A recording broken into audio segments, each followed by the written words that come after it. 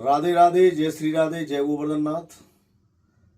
अभी मैं एक बहुत बड़े कथाकार जो हैं उनकी एक सुन रहा था कि स्त्री को और शूद्र को सालिग्राम जी की पूजा करने का अधिकार नहीं है। लेकिन मैं आपसे एक बात बताना चाहता हूं कि स्त्री को भी और सालिग्राम जी माने स्त्री को भी और शूद्र को भी सालिग्राम जी की पूजा करने का अधिकार है। ये लिखा हुआ है, ऐसे नहीं है, शास्त्रोक्त बता रहा हूं मैं। लोग ऐसे ही भ्रमित कर देते हैं, दिग्भ्रमित कर देते हैं लोगों को, भक्तों को।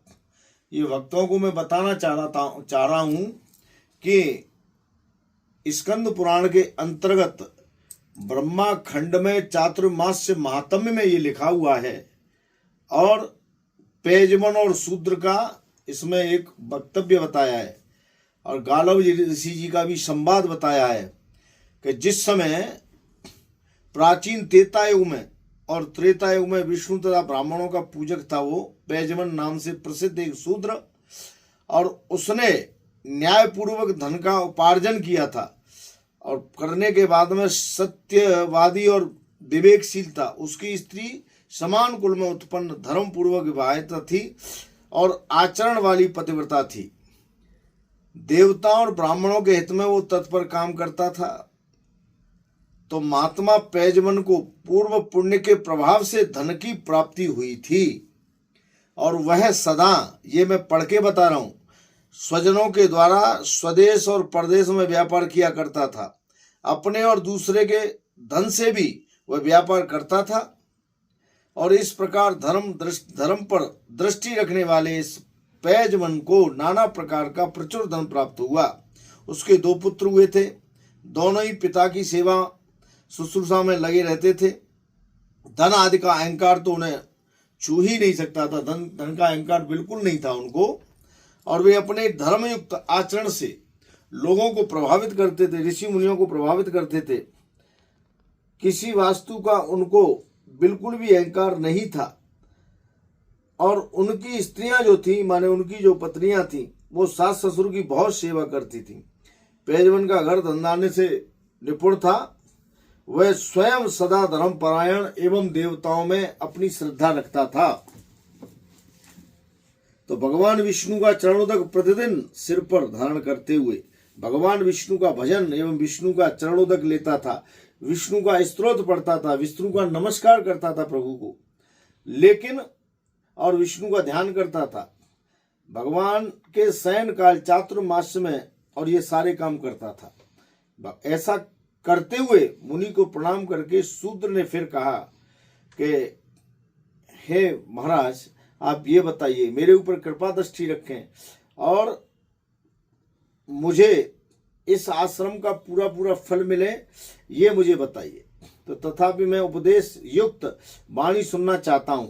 आपके आगमन का माने जब ऋषिवर गालव जी उस धर्मात्मा व्यक्ति के आए और इधर तीर्थ यात्रा में लगे हुए मुझे कई मास व्यतीत हो गए हैं, उसने कहा पेजमन ने, तो चातुर्मास से आ गया है, अतः अपने आश्रम को जाऊंगा। भगवान नारायण की प्रसन्नता के लिए आषाढ़ शुक्ला एकादशी को और अपने घर में चातुर्मास नियम ग्रहण करूंगा।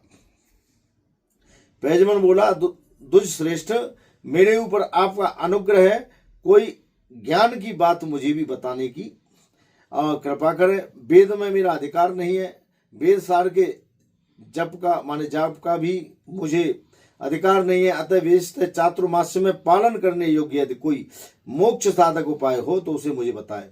गालव जी ऋषि ने कहा, जो मनुष्य सालिग्राम में स्थित भगवान विष्णु का पूजन करते हैं और भक्ति उनसे दूर नहीं जाती, जिसका मन भगवान सालिग्राम के चिंतन में लगा रहता है, उसके द्वारा जो कुछ भी शुभ कर्म किया जाता है वह अच्छा होता है। चातुर्मास में इसका विशेष माहात्म्य है। जहाँ सालिग्राम शिला और द्वारका जी की शिला दोनों का संगम हो, वहां मनुष्य के लिए मुक्ति दुर्लभ नहीं है। जिस भूमि में सैकड़ों पापों से मुक्त मनुष्य द्वारा भी सालिग्राम की शिला पूजी जाती है, वहां यह शिला 5 कोस तक के प्रदेश में और पवित्र कर देती है, ऐसा लिखा हुआ है। साक्षात ब्रह्म स्वरूप है सालिग्राम। इसके दर्शन मात्र से भी तत्काल सब पापों को नाश होता है।